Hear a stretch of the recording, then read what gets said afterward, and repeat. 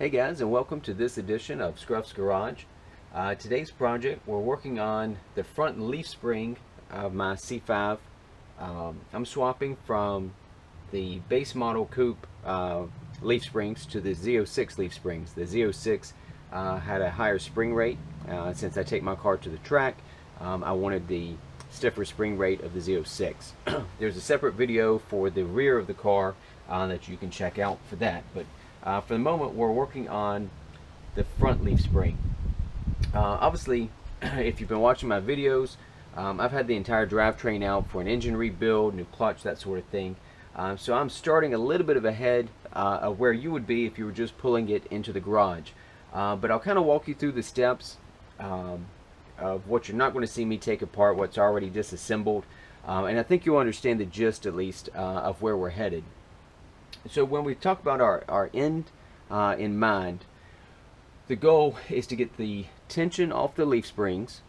The front leaf springs work by, as the control arm is pushing upward on the leaf spring, right? It would be flexing it that way. So we want to get the tension off the leaf springs, but we also have to be able to get the leaf spring out. The leaf spring kind of fits into, I guess you call it like a pocket here in the front lower control arm. So the way we're going to try to get this out, either one side or the other, we're working on the driver's side, but we need to get the lower control arm to really swing all the way down beyond the point of just taking tension off the leaf spring. We need it to swing down far enough so that we can take the leaf spring and slide it this direction enough that on the passenger side it will come out of that pocket and drop down, and then we can push the whole thing out on the passenger side. So that's where we're headed. So you can kind of picture in your mind while we're taking things apart the way we are.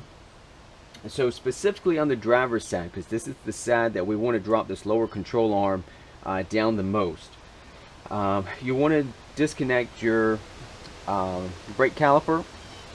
Obviously there are two bolts that hold it to the brake caliper bracket. So if you're familiar with doing a brake job, just unbolt those and then tie the brake caliper up somewhere out of the way. Never let it hang just by the brake lines. You can damage the brake lines. Try not to kink them and that sort of thing. The other thing, so if you have, well, I guess all of these cars have anti-lock brakes, so unplug the ABS line, and then there's a little keeper. I don't know if you can, yeah, I guess you can see it in that shot. Down here, it's just a little rubber grommet that helps hold that line in place. Just set that to the side. Let's see, what's next? The one thing I haven't done yet, we're going to need to unbolt the sway bar end link. So I've got the updated style metal sway bar end links, but in either case, so it's 18 millimeter open to hit the flats inside the to keep the bolt from spinning, and then it's an 18 millimeter nut. So the other thing you'll need to do at this point, so obviously I've got mine already hanging, so I've got a jack under here to help take a little bit of the tension off of this sway bar. So that's my next step, is to unbolt the lower sway bar end link. Okay, so at this point I've got the brake caliper off, we've got the ABS line disconnected, and we got the lower sway bar end link bolt disconnected, and that will allow the lower control arm to droop to its maximum amount without it getting hung up on anything else. The other thing you're going to need to do, obviously I've already got it done, so you need to unbolt the upper control arm. So there's 4 bolts that hold it into the frame here. You want to take tension off of this. You don't want it pulling hard on that as you're trying to take those bolts out. So the easiest thing to do is take a floor jack or a bottle jack under the ball joint in the lower control arm and begin jacking up just a little bit. You just want to take the weight of this control arm and brake rotor assembly off. So you only need to jack it up 1/8 of an inch, 1/2 inch, 1/4 inch, something like that. You just want to take the weight off of it, and then you can back out these 13 millimeter bolts that hold the upper control arm to the frame rail. Make sure if there are any shims Behind there, that's for the alignment. Make sure you keep those in order and in place. Otherwise, you'll throw off the alignment pretty significantly when you put it back together. The other thing you're going to need to do before you can droop this all the way down, obviously I already have the shock completely removed. You don't have to do that. You don't have to take it completely out. Now I've got a set of Doug Rippey valve Bilsteins I'm going to go back in with. But for the purposes of the leaf spring, you only need to disconnect the lower shock bolts. Let's see if I can get you an angle on those. So it's these two 13mm bolts down here in the lower control arm. They would hold the bottom of the shock to the control arm. So at this point, everything is disconnected, and then as you lower that bottle jack or floor jack down, all of this will be able to droop to its maximum extent. And you can see here, if I can knock my light over, this is as far down as it's going to go.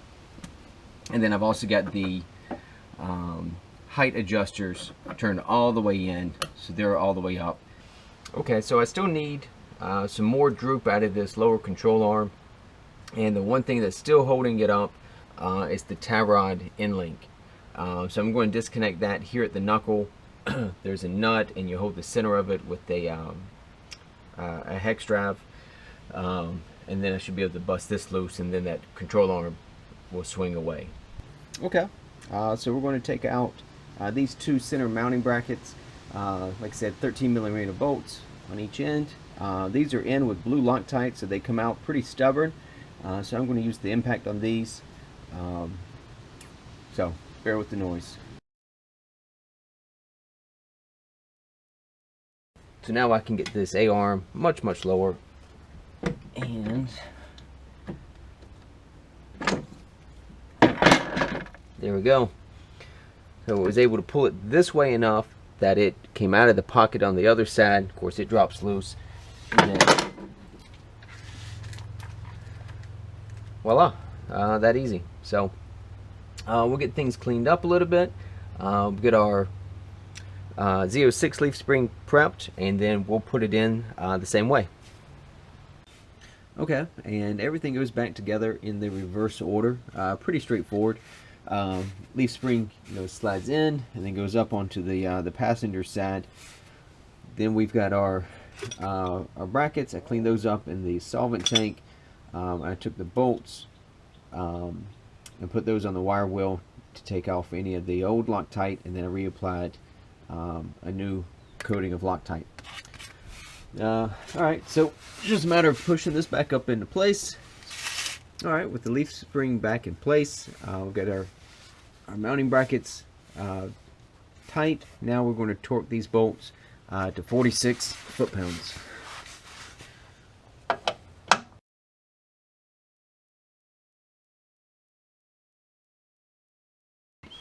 Okay, now we're ready to start reassembling. We're over on the driver's side, the control arm, so we'll jack this up enough that we can get our steering tie rod in back into the knuckle. That'll be our first step.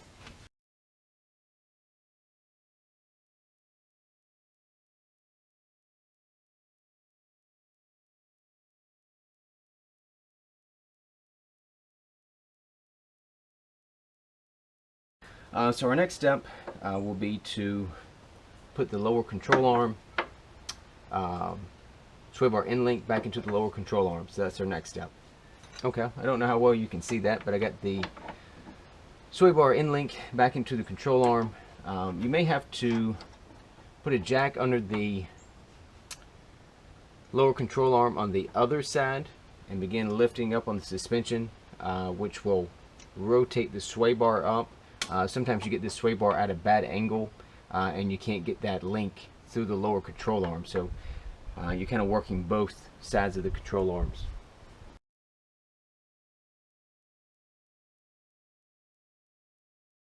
Okay, the sway bar end link gets torqued to 53 foot-pounds.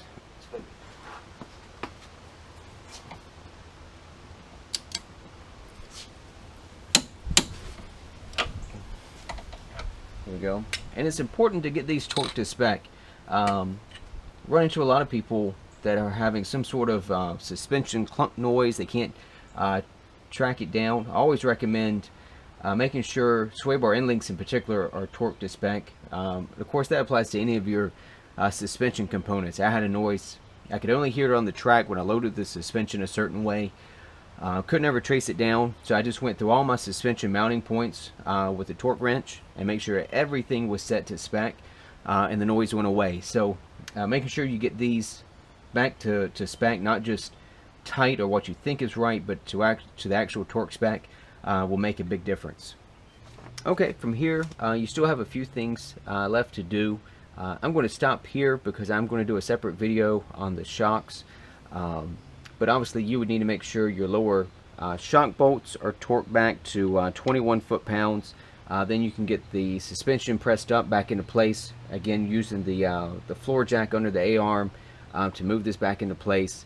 Your upper control arms get torqued to 48 foot-pounds, and again we talked about the shims that may or may not be under the control arm